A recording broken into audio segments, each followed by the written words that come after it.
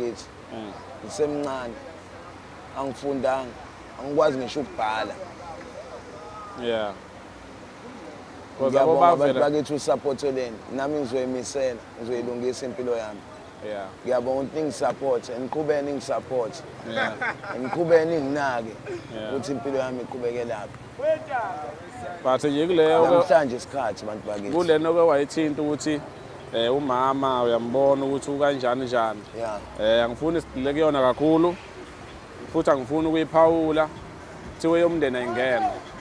But wena njengoba ukhulile umdala uzobuka izinto ngendlela oyibuka ngayo.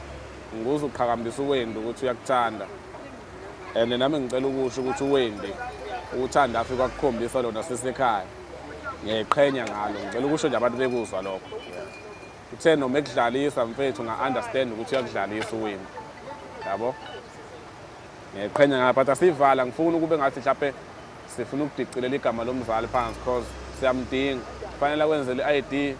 Kufanele ube ingane kuyena naye abomzali kuwena.